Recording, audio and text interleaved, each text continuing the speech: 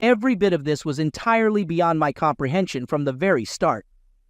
11 years ago, I completed my college education and returned to my hometown after self-financing my studies. Due to self-funding, I didn't receive any financial support. Nevertheless, I obtained the right to free employment and landed a respectable, well-paying job. As I built a successful career, I often had to travel to the regional center, where I once ran into my fellow student Earl. We weren't close pals, but we consistently had enjoyable conversations. Earl eventually assisted me, and the approvals, which took weeks, were secured. One day, Earl suddenly became the CEO of the company founded by his wife Zara's parents. It was at a friendly gathering at Earl's place that I met my future wife Layla. Layla was wrapping up her university studies and residing with her retired parents in the city center. Somehow, we started dating. Our relationship heated up, and after 6 months, realizing Layla was pregnant, I proposed to her. She accepted on the condition that I move to the regional center. I agreed, and we had a wedding attended by Earl and his wife Zara. Layla's parents generously gifted us a 3-bedroom apartment inherited from her mother-in-law's sister, which was registered under Layla's name. We had a son, and soon after, Layla became pregnant again and gave birth to a daughter. I, based on Gerald's recommendation, secured a job with a highly reputable organization. There, I quickly established myself as a knowledgeable specialist. Unsurprisingly, the company led by Earl was given priority in selecting contractors for construction projects, especially when I represented the client. Work was thriving, and earnings were outstanding. 10 years passed, and our son was about to start 4th grade, while our daughter was entering the 2nd grade. 2 weeks ago, I sat in a hotel's conference room. The negotiations were intense and dragging on, so they called for a break. I went out with one of the representatives from the Capitol to the conference room's balcony and took a seat at a table. The representative, observing the hotel visitors in the lobby, remarked about how many years had passed, and how Earl was still in love with his wife and happily married, even though old habits die hard. Earl, who was over at the reception desk checking out, was with his girlfriend by the kiosk. I noticed Earl at the front desk with his wife Layla at the kiosk.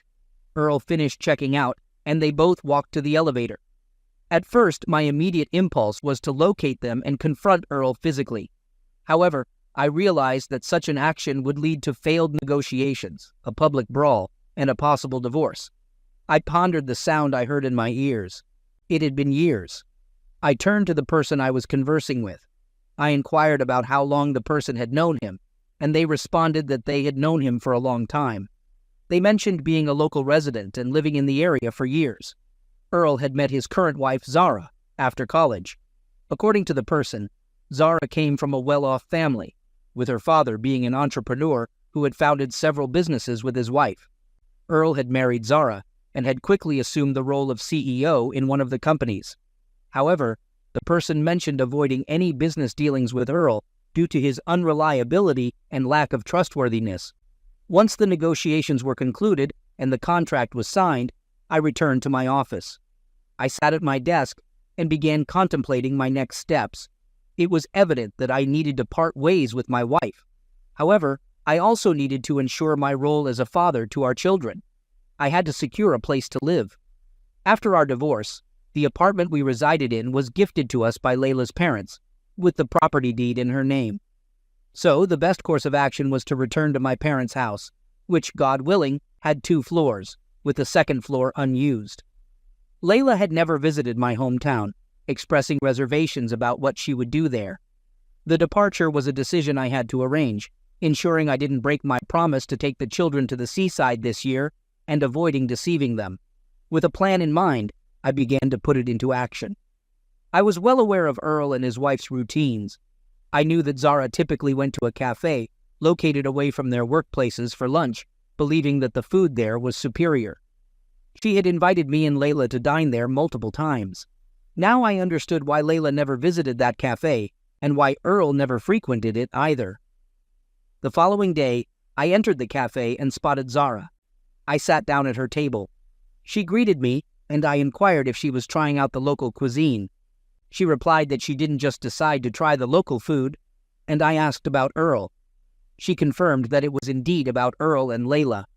I shared that I had suspected him for a long time, but I couldn't prove it, as he was always home on time. Zara inquired about where I had caught them, and I explained that it was at a hotel downtown, where he had a friend working as a director. Zara asked how long they had been dating, and I informed her that they started dating before I met Layla. She expressed her dismay, mentioning how Earl had introduced Layla to her as a friend of mine. I mentioned that I took a DNA test to be sure about the kids, and Zara shared that Earl was unable to have children due to treatment that had not produced any results. She expressed her desire to have kids. We discussed our plans, and I mentioned that I intended to divorce Layla and change my last name. Zara planned to divorce Earl but wanted concrete evidence. We discussed the idea of setting up webcams to catch them in the act, and I agreed to keep in touch about the plan. I explained that I needed to return home since Layla owned the apartment, and Zara offered to talk to her father about helping me find a place to live. We agreed to set a date for further discussion. In the following days, I prepared for my upcoming separation from my wife. I informed the school about our plans to move and transfer the kids to a new school in a different city. I had to obtain confirmation of the kids' enrollment in the new school during working hours, and the necessary documents were provided. Zara called and asked for passports to obtain visas for a trip to Italy, the city of Pizarro. The visas were quickly obtained. Soon, she told me that she had spoken to her father about Jason and his job at the new branch. Her father conducted a background check and approved it, asking her to come in for an interview. After the conversation with Zara's father, where they arranged his position and salary, I spoke to my boss about the situation. My boss, who had been divorced twice before, asked how he could help. I explained that I needed a quiet vacation and to be let go from my job. I inquired if there was a way to work it out. My boss considered it and eventually agreed. The preparations for the separation were finalized. I told Layla about my upcoming business trip, which would only last 3 or 4 days. On the same day, Layla informed her husband, Earl, about my departure, and he was happy about it. He mentioned that his wife was spending 2 weeks at a sanatorium.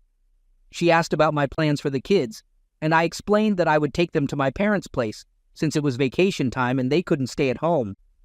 Layla expressed her frustration about having a baby, mentioning that she couldn't have children and suggesting I hire a nanny or rely on my husband. We discussed our plan for the next day, with Layla mentioning that Vovka would be leaving in the morning. I packed my travel bag, said goodbye to Layla, and headed to the train station, though I actually just took a shuttle bus 1 stop away. My hired car for long-distance moving was waiting there, and we drove to my house, where I saw Layla taking the children and getting into a cab with them, heading to her parents' house. Half an hour later, Layla arrived at her mother's house, telling her she had brought the grandchildren and asked when they could go to the sea. She promised to call every night and then got into a waiting cab to go to work. Meanwhile, I packed up the house, putting everything in the cardboard boxes. The boxes were immediately loaded into the car, and within an hour and a half, everything was packed and ready. Only a large suitcase and 2 bags were packed separately. After packing the car, I called my father and told him that the movers were on their way to his place, and I would join them in a month. Layla, on the other hand, informed the CEO that I had left and the kids were with her grandparents, so she was free until Monday. The CEO agreed to let her leave an hour early. After working most of the day, Layla signed out early, claiming to attend a meeting with a customer. She left the office, and shortly after, Earl left as well, driving away. Zara, who had placed a tracker and microphone in the car, noticed that it had started moving around the city and saw the car turn into an alley and stop. The door closed, and there was an immediate sound. Layla mentioned that we needed to go to the store, and Earl replied that we had everything at home. Around the same time, I stopped by my in-laws' house and informed them that I was picking up the kids. As Layla had told them, the kids would stay with them for 3 or 4 days. They decided to celebrate their 10th wedding anniversary and had a surprise planned for Layla. 10 minutes later, I and the kids headed to the airport, with our flight scheduled for 2 hours later. Layla entered Earl's kitchen, checked the refrigerator, and set a complete table. She asked Earl to open a bottle of champagne and suggested having some cognac later. Earl questioned what they were toasting to, and Layla mentioned that it was their 10th anniversary. even though I had pointed out that it was partly due to her affair with a client's lawyer, Lila. They sat down for dinner, and afterward, they went upstairs to the bedroom. Lila cleared the dishes and put them in the sink, and then they enjoyed some fruit and cognac on the coffee table before heading into the shower. After they came out, Lila suggested she would call her parents and be all his in the meantime. Earl agreed, and she made the call. Layla, in the meantime, quickly stood up, dialed my number, and told me she wanted to congratulate me on our 10th wedding anniversary. I was puzzled and questioned why she was saying that. Layla then mentioned that she was in Earl's bedroom, not fully dressed, and he was looking at her while she spoke to me. Hurt by her words, I offered to come over and talk, believing she would understand, and I asked her not to go away. Layla burst into tears, and Earl looked confused. The bedroom door suddenly opened, and Zara's parents entered, with Zara following behind them. Layla quickly started dressing, and Zara's father asked Earl what was happening. Earl replied that they were just having a good time. Zara's mother commented on Earl's without-clotheness, and Zara firmly decided to cut him out of her life. Zara's father advised Earl to write a resignation letter, and if he messed up again, he would be fired. Layla thanked them and left. Back at her apartment, Layla realized no one was home and tried calling me but had no signal. I had nearly finished observing what was happening in the bedroom, turned off my tablet, and called Zara. She informed me that they were on their way to the landing with the kids, and she hoped to hear from me when they returned. We soon boarded the plane and headed to a different city. Our flights were well coordinated, and we eventually landed in Italy. A company representative helped us get to the hotel on the first coastline. After checking in, the kids were eager to go to the sea, visible from their window. They encountered a woman and her 7-year-old daughter who had been on the same flight. The woman had experienced motion sickness, but her daughter was eager to get to the sea. I suggested looking after her daughter so the woman could rest. Regina, the woman, introduced herself, and we made our way to the sea, following wooden ladders almost to the water's edge. There, small fish swam in the shallow water, and I even managed to catch a small crab. Afterward, we went swimming, and Regina decided to join us. Meanwhile, Earl was dealing with the issue of finding a place to live. With help from his parents, he managed to secure a one-room apartment, but struggled to find employment. He had some savings to get by, but needed to think about his future. Earl began searching for jobs in various offices, but faced challenges, as most executive positions were already filled, and he didn't want a lower-level job. Eventually, he couldn't even secure a position as an ordinary engineer. Layla spent 2 days searching for me and the children around the city, but couldn't locate us. Contrary to what my father believed, she did try calling us, and my parents explained that I had moved my belongings to their place and gone somewhere else without the kids. Layla assumed I had gone on vacation and decided to visit my office to find out more. There, she learned that I had resigned. In the evening, Layla called Earl and asked about his situation. Earl explained the meager conditions of his one-bedroom apartment and the job struggles he was facing. Layla discussed her own work situation and the establishment of a branch office, but Earl had no information about my plans. She mentioned her intention to try and reunite with her husband and kids, and the regrets about her past relationship with Earl. Earl inquired about my current situation, and Layla informed him that she was unsure of my whereabouts and my decision to leave with the kids. On that day, Layla gathered her courage and visited the cottage where Zora lived. Zora silently invited her inside, and they had a conversation in the large hall on the first floor. Layla began with an apology and asked Zora to understand her actions. She questioned why Zora continued working for their company, expressing her ignorance of Zora's history with Earl and their own relationship. Zora explained that she had not known about Layla's relationship with Earl, and they discussed their shared experiences of being deceived by him. I came to the realization that he wouldn't accept my kids, and I didn't even know where they were at the moment. Zora tried to reassure me, saying that I shouldn't worry, as my children were my husband's, and Earl couldn't have kids since he was single now. She suggested that there was no obstacle preventing us from reconciling. I responded by explaining that I had realized I didn't need him as a partner. Earl had contacted me upon learning that I was alone and asked to stay with me, but I had refused. I also shared my concern about not being able to find Jason and the kids. I mentioned that he wasn't at his parents' house, even though he had moved his things there. I knew he had gone on vacation with the kids to the sea, but I had no idea when he would return. It was almost September 1st, and the kids had school. I expressed my confusion about what to do and how to bring Jason back. Zora advised me that she couldn't assist with that, and indicated that it was unlikely that Jason would forgive me and take me back today. Regina and her daughter Rose left the hotel and headed toward the center of Pizarro. After I provided a brief explanation to the children about the direction they should take, they walked ahead. Regina asked if we really needed such a detailed explanation. I responded that we did because in the city where we came from, they talked about bike lanes, but they were rarely seen. We weren't accustomed to the concept of separating pedestrian zones from cycling lanes and the areas for vehicular traffic. Here, cyclists didn't ride in pedestrian zones even if they were empty, as the locals adhered strictly to the designated lanes. We strolled leisurely through the city in the evening and eventually reached the Sphere Monument.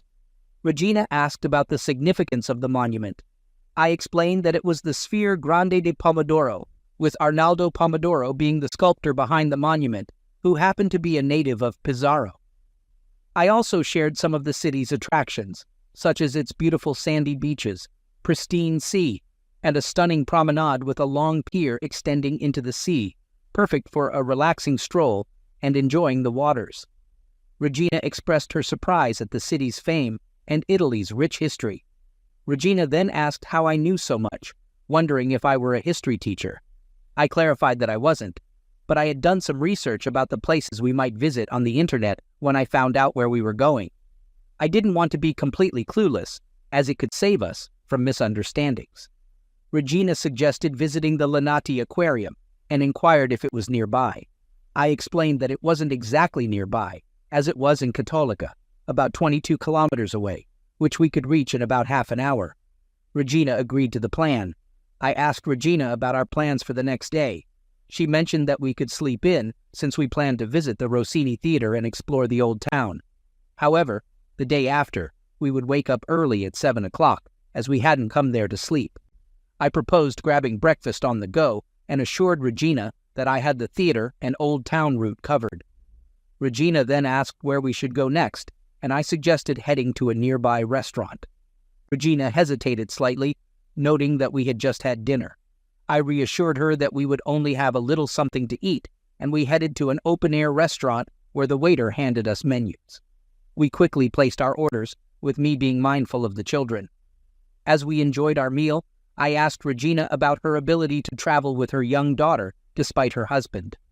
Regina explained that she was not married and described her past relationship.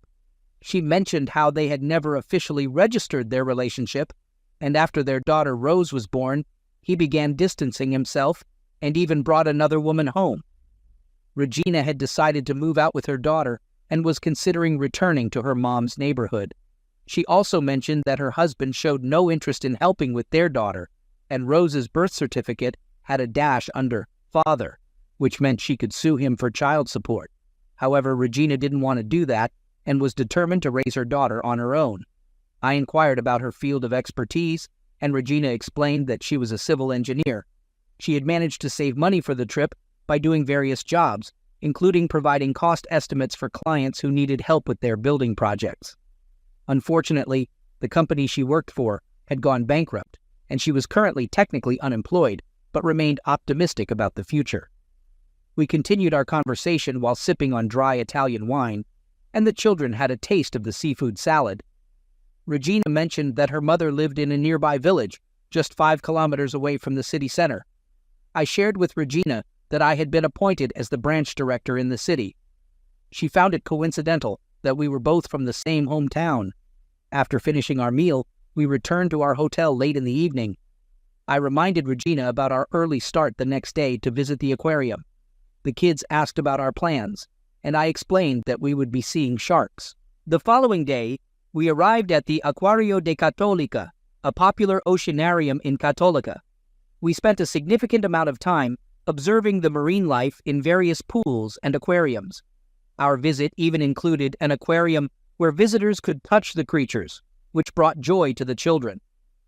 After our visit, we decided to look for a place to eat outside the aquarium to avoid the higher prices. While searching for a restaurant, we spotted a bus heading back to Pizarro, so we decided to return for lunch. In around 40 minutes, we found ourselves at a familiar seaside cafe, enjoying classic Italian dishes like pasta with chicken parmesan. After our meal, we decided to hit the beach, despite the scorching sun and the city's siesta time, which made things a bit inconvenient for tourists. We returned to the hotel, grabbed our towels, and met at the reception before making our way to the beach. The children eagerly stripped down and splashed into the water, with Regina and me following suit after gathering our belongings. We spent some time in the water, watching the children excitedly chase small crabs in the shallow waves. Regina took the opportunity to ask me if that was why I was on vacation without my wife. I confided in her, explaining that I had discovered my wife was having an affair with her ex-boyfriend, who had married her for her position and money, even putting her to work with him. Regina inquired about my plans, and I revealed that I had taken what I could and moved back to my parents' house. I had decided to go on vacation with the kids, and reconciliation was not in the cards. She asked about the kids, and I explained that they would stay with me. I mentioned that in a divorce, the court typically favored the mother, so I had considered waiting until the children were 14, at which point they could decide which parent to live with. Divorce wasn't in the immediate plan, but I wouldn't be living with my wife. Regina inquired if I could handle 2 kids on my own, and I replied that I was managing. I shared a story about a guy I knew whose wife had left him with 2 girls, and when she returned 8 years later, the girls refused to let her in. They had already divorced by then. Regina asked what if my wife initiated the divorce, and I mentioned that my son Martin's opinion could be considered in court, but it wasn't the sole determining factor. She asked about my plan, and I explained that I would keep the kids hidden if needed, despite potential legal consequences. Regina questioned if the kids wanted to spend time with their mother, and I replied that it wasn't likely in the near future. Regina then asked if I would accept her offer to work at her branch, and I agreed, saying I'd like to, but needed to find a place to live, as it was challenging to find a job in my neighborhood, and I didn't want to lose my professional qualifications. Regina assured me that she would assist in finding accommodation and enrolling Rose in school. Their vacation eventually ended, and they returned home. Upon our return, I took the kids shopping for school supplies. In the afternoon, I called Samuel to discuss the branch's need for engineering and technical workers and mentioned Lila's new position. As for Earl, he had disappeared without a trace, and no one knew his whereabouts. On Sunday, I went to pick up Regina and Mary, arranging for them to stay on the second floor of my parents' house. The kids were excited to have Mary living with them, and they would all be attending school together. Regina prepared for her first day of work on Monday, while I had my responsibilities to attend to. The children still had 3 more days of vacation and stayed with my parents. Meanwhile, Lila remained completely unaware of my and the children's whereabouts. She went to work and made efforts to locate me, as she believed it was close to September 1st. She decided to visit the school, only to find out that I had transferred the children to a school in the neighborhood near my parents' home. She planned to visit them on the first Friday of September. Back at the office, there was much speculation about Earl's sudden departure and Layla's relocation. Many employees were curious about the reasons behind the leadership changes. Eventually, news of the branch's opening reached the office, and Lila also received this information. On the first Friday of September, Layla took a day off at her own expense and headed to the district center. She arrived early in the morning, armed with my parents' address, and located their house on the street. Approaching the gate, Layla observed me, along with Martin and Mary, leaving the house. They were accompanied by an unfamiliar woman and a girl about Mary's age. Unnoticed, Layla followed them and soon realized that I and the unknown woman were taking the children to school before heading to work. Observing this, Layla decided to wait for the workday to begin. Once it did, she approached the reception area where a young secretary was sorting through papers. The secretary called me and asked if I would accept a visitor, to which I agreed. Layla was then permitted to enter the office. Inside, she found me sitting at a desk covered with papers. I greeted her, and she returned the greeting. I gestured for her to sit and commented on her nice office. She thanked me and mentioned that her assistant had handled all the arrangements. Getting to the point, Layla said she was there to discuss our next steps, understanding that keeping our family together was unlikely, but emphasizing the need to work things out for the sake of our children. I agreed, expressing my desire to maintain custody of the kids while also wanting to be involved in their lives and see them. Layla conveyed her concern about not losing touch with the children, seeking assurance from me. I assured her that the kids were at school, and I had plans to spend time with them, including going mushroom hunting in the woods the next day. Layla commented on Regina being my new partner, which I confirmed. She inquired if she could meet the kids, and I agreed, explaining that the children and I had planned various activities in the coming months. I requested that she give me advance notice, as our schedules were already filled. Layla mentioned that I had always enjoyed surprising people, prompting me to share that we had vacationed on the Adriatic Sea in Italy. She asked about Earl and my new phone number, to which I revealed that I hadn't changed my number. I had just turned it back on. After our conversation, Layla left the office, as per my suggestion, and went to a cafe. I then called Regina to inform her about my meeting with Layla and her request to see the children. Regina expressed her opinion that preventing a mother from seeing her children might not be wise. Regina and I discussed the situation. I explained that I didn't expect Layla to show up and was uncertain about making a decision on my own. Regina firmly expressed her decision not to interfere, emphasizing that it was a choice I had to make independently. I mentioned that I had already made up my mind a long time ago when I discovered Layla's infidelity. I stated that nothing would change that decision, as the deception had persisted for too long. Regina inquired about the time it would take to heal, and I shared that it varied from person to person, typically 3 months to a year for men and a month or two for women. During this period, some might want to return to a relationship, driven by a yearning for lost love, while others would seek a fresh start if there was no love left. Later, I decided to meet Layla at a cafe as planned. I arrived early and found Layla in a conversation with Regina, who appeared tearful.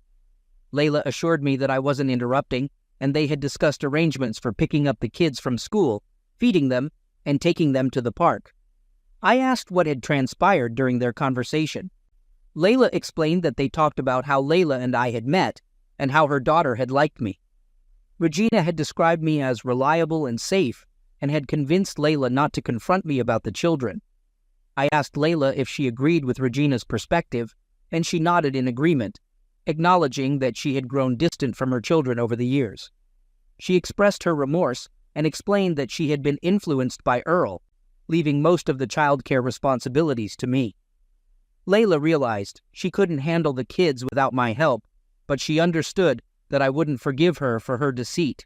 She also mentioned that Regina seemed to understand her better than she understood herself, and that Mary was getting along well with Regina's daughter. I asked if they were planning to eat, and Layla informed me that they were heading to the park to wait for the kids. She assured me that the children would find them there, as they often walked to the park and fed the swans. We left the cafe and went to the park, where I directed them to a bench by the water, explaining that we often walked there and fed the swans. Layla asked if the swans had flown away yet, and I told her they hadn't, but they would soon, having sent their young ones on their way. Layla then questioned why I had married her. I honestly admitted that she was not the man of my dreams, and explained that I had married her because Earl had insisted on it.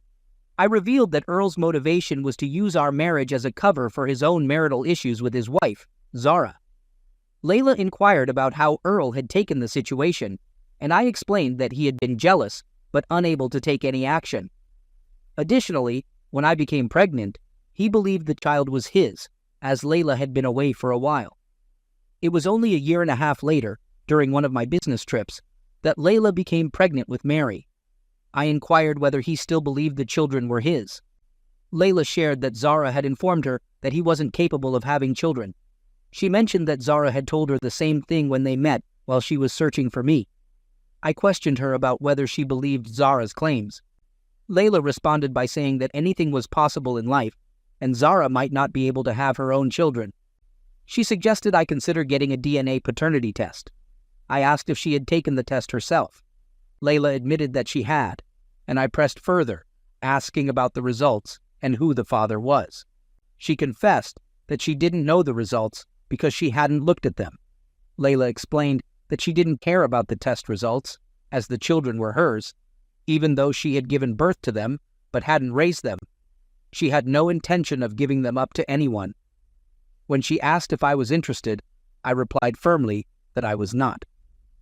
Eventually, Regina and I divorced Layla, and she relinquished the responsibility of raising the children to me. In court, there was no contest regarding this arrangement. 6 months later, Regina and I got married, and I adopted Rose.